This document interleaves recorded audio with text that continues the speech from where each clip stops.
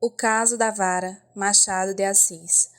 Audiolivro produzido pelos alunos do Programa Institucional de Iniciação à Docência, PIBID, do curso de Licenciatura em Letras Português no Instituto Federal da Paraíba, IFPB.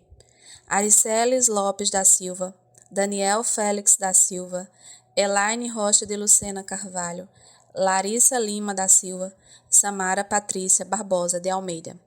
Coordenadora do programa, Kelly Sheila Inocêncio Costa e supervisora do subnúcleo do PIBID, Ana Paula Souza Silva.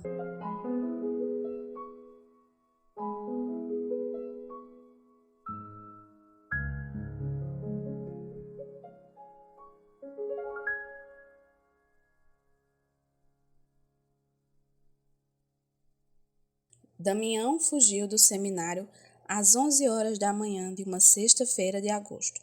Não sei bem o ano, foi antes de 1850.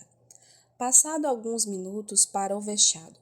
Não contava com o efeito que produzia nos olhos da outra gente aquele seminarista que ia espantado, medroso e fugitivo. Desconhecia as ruas, andava e desandava, finalmente parou. Para onde iria? Para casa não. Lá estava o pai que o devolveria ao seminário, depois de um bom castigo.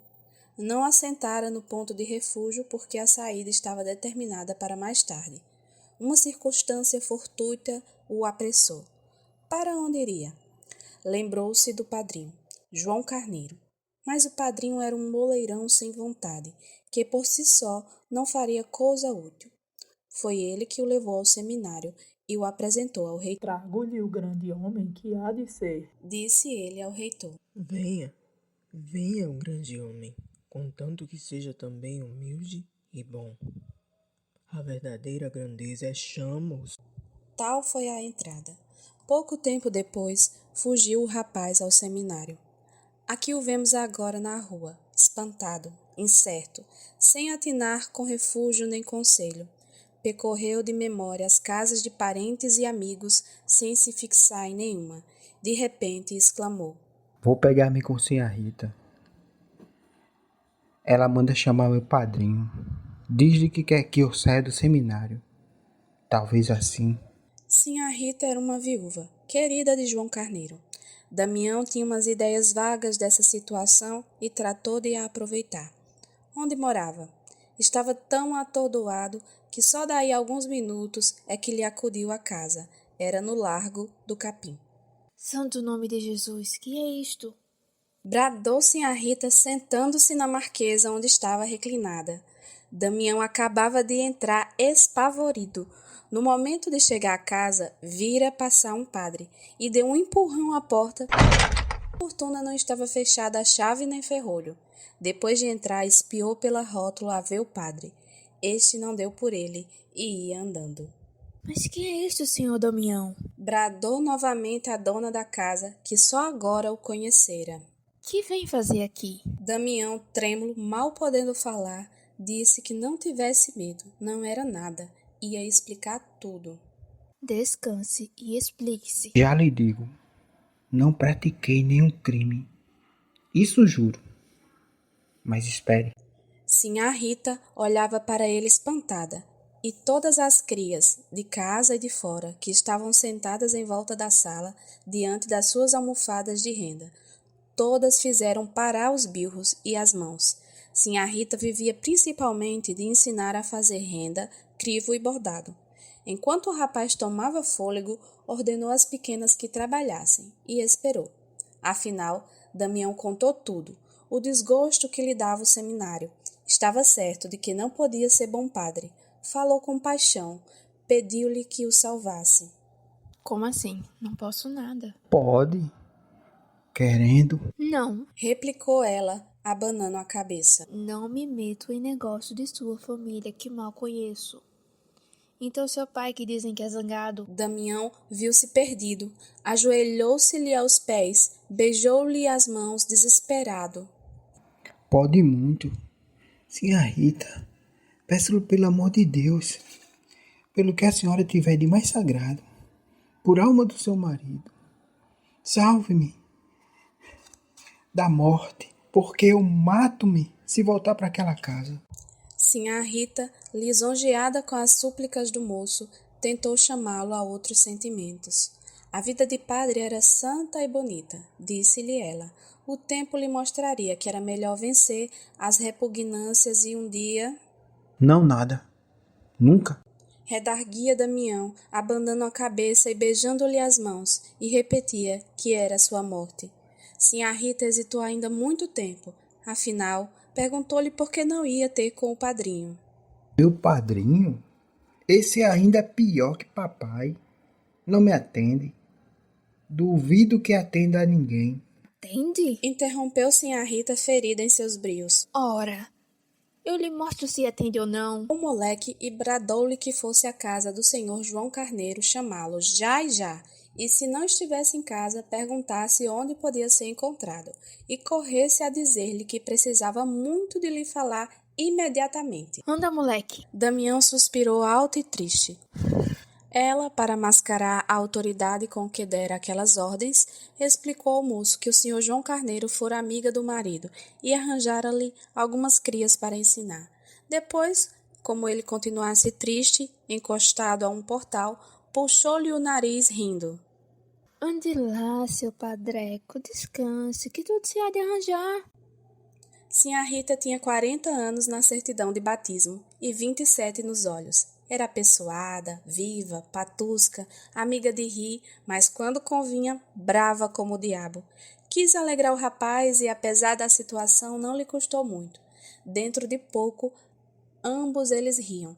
Ela contava-lhe anedotas e pedia-lhe outras, que ele referia com singular graça. Uma destas, estúrdia, obrigada a trejeitos, fez rir a uma das crias de Sinhá Rita, que esquecera o trabalho para mirar e escutar o moço. Sinhá Rita pegou de uma vara que estava ao pé da marquesa e ameaçou-a. Lucrécia, olha a vara. A pequena abaixou a cabeça, aparando o golpe, mas o golpe não veio. Era uma advertência.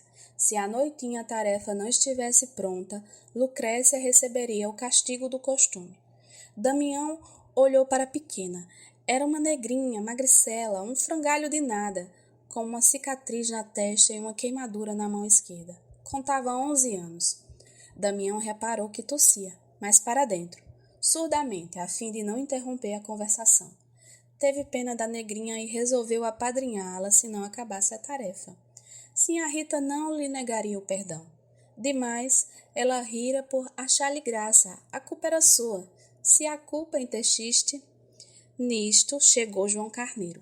Empalideceu quando viu ali o afilhado e olhou para Sinhá Rita, que não gastou tempo com preâmbulos. Disse-lhe que era preciso tirar o moço do seminário, que ele não tinha vocação para a vida eclesiástica e antes um padre de menos que um padre ruim. Cá fora também se podia amar e servir a Nosso Senhor. João Carneiro, assombrado, não achou que replicar durante os primeiros minutos. Afinal, abriu a boca e repreendeu o afilhado por ter vindo incomodar pessoas estranhas, e em seguida afirmou que o castigaria. Qual? Castigar? Qual nada? Interrompeu Sinhá Rita. Castigar? Por quê? Vá falar ao seu compadre. Não afianço nada. Não creio que seja possível. Se possível, afianço eu, se o senhor quiser. Continuou ela, com certo tom insinuativo. Tudo se há de arranjar. Peça-lhe muito que ele cede. Antes, senhor João Carneiro, seu afilhado não volta para o seminário. Digo-lhe que ele não volta. Mas, minha senhora... Vá. João Carneiro não se animava a sair, nem podia ficar. Estava entre um puxar de forças opostas. Não lhe importava, em suma, que o rapaz acabasse clérigo, advogado ou médico, ou outra qualquer coisa, vadio que fosse, mas o pior é que lhe cometiam uma luta ingente com os sentimentos mais íntimos do compadre, sem certeza do resultado. E se este fosse negativo, outra luta com Sinhá Rita, cuja última palavra era ameaçadora.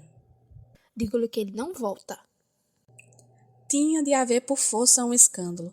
João Carneiro estava com a pupila desvairada, a pálpebra trêmula, o peito ofegante.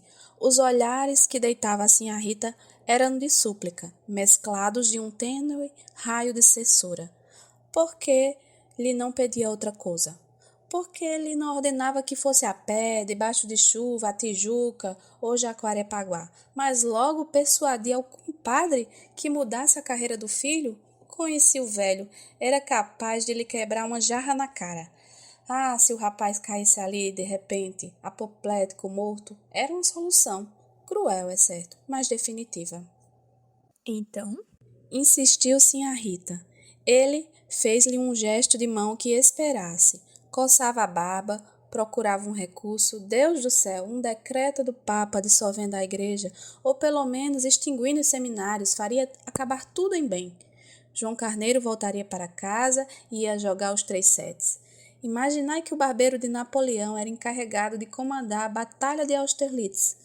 Mas a igreja continuava. Os seminários continuavam. O afilhado continuava cosido à parede, olhos baixos, esperando, sem solução apoplética. vá, Disse Sinhá Rita, dando-lhe o chapéu e a bengala. Não teve remédio. O barbeiro meteu a navalha no estojo, travou da espada e saiu à campanha. Damião respirou. Exteriormente deixou-se estar na mesma. Olhos fincados no chão, acabrunhado. Sinhá Rita puxou-lhe desta vez o queixo. ande jantar. Deixe-se de melancolias. A senhora crê que ele alcança alguma coisa? Há de se alcançar tudo. Redarguiu Sinhá Rita, cheia de si. Ande, que a sopa está esfriando. Apesar do gênio galhofeiro de Sinhá Rita e do seu próprio espírito leve, Damião esteve menos alegre ao jantar que na primeira parte do dia. Não fiava do caráter mole do padrinho. Contudo, jantou bem e para o fim voltou às pilhérias da manhã. À sobremesa, ouviu um rumor de gente na sala e perguntou se o vinham prender. Onde se as moças? Levantaram-se e passaram à sala. As moças eram 5 vizinhas que iam todas as tardes tomar café com Sinhá Rita e ali ficavam até o cair da noite. As discípulas, fim do jantar delas, tornaram as almofadas do trabalho.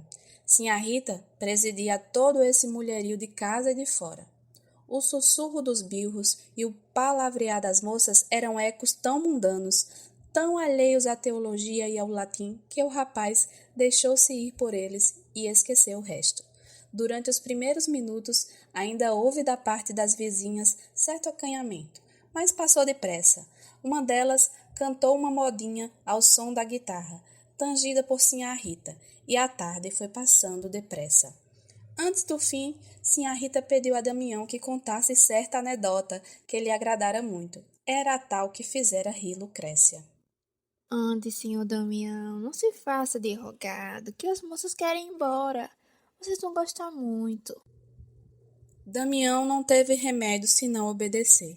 Malgrado o anúncio e a expectação que serviam a diminuir o xiste e o efeito, a anedota acabou entre as risadas das moças.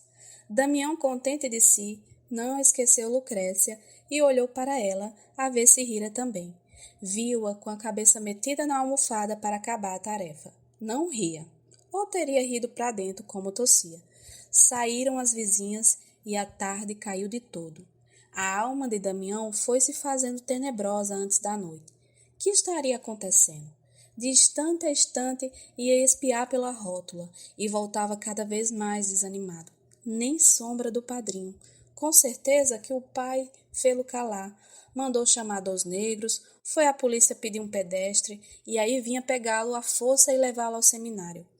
Damião perguntou a Sinhá Rita se a casa não teria saída pelos fundos. Correu ao quintal e calculou que podia saltar o muro.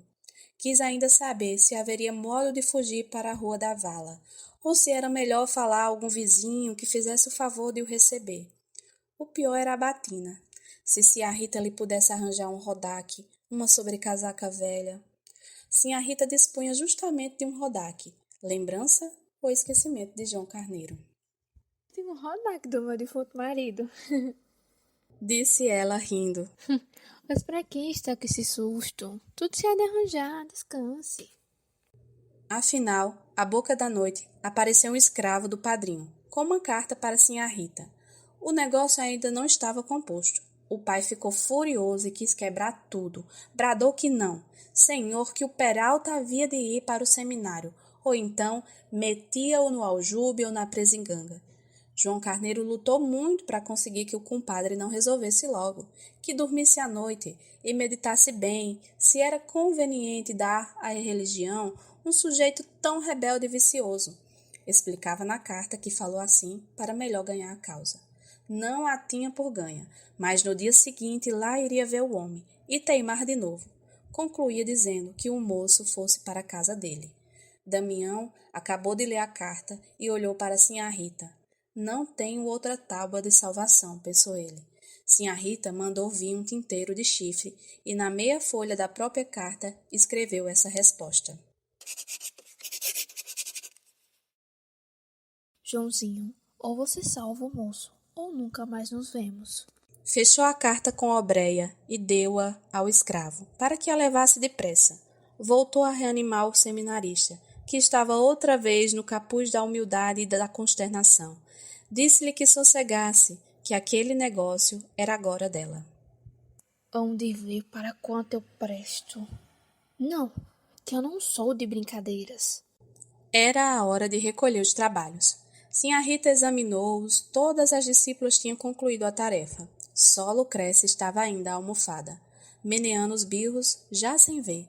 Sinhá Rita chegou-se a ela, viu que a tarefa não estava acabada, ficou furiosa e agarrou-a por uma orelha. Ah, malandra! Nhanhã, nhanhã, pelo amor de Deus, por Nossa Senhora que está no céu. Malandra! Nossa Senhora não protege invadias. Lucrécia fez um esforço, soltou-se das mãos da senhora e fugiu para dentro. A senhora foi atrás e agarrou-a. Minha senhora, me perdoe. Não perdoo. Não, onde está a vara? E tornaram ambas à sala, uma presa pela orelha, debatendo-se, chorando, a outra dizendo que não, que a havia de castigar. Onde está a vara? A vara estava à cabeceira da marquesa, do outro lado da sala. Sinhá Rita, não querendo soltar a pequena, bradou ao seminarista. Senhor Damião, dê-me aquela vara, faz favor. Damião ficou frio, cruel instante. Uma nuvem passou-lhe pelos olhos. Sim, tinha jurado apadrinhar a pequena, que por causa dele atrasara o trabalho. Dê-me a vara, senhor Damião. Damião chegou a caminhar na direção da marquesa. A negrinha pediu-lhe então por tudo que houvesse mais sagrado, pela mãe, pelo pai, por Nosso Senhor. Ajuda, meu senhor moço. Sinhá Rita, com a cara em fogo e os olhos esbugalhados, instava pela vara, sem largar a negrinha, agora presa de um acesso de tosse. Damião sentiu-se compungido, mas ele precisava tanto sair do seminário. Chegou à marquesa, pegou na vara e entregou-a a Sinhá Rita.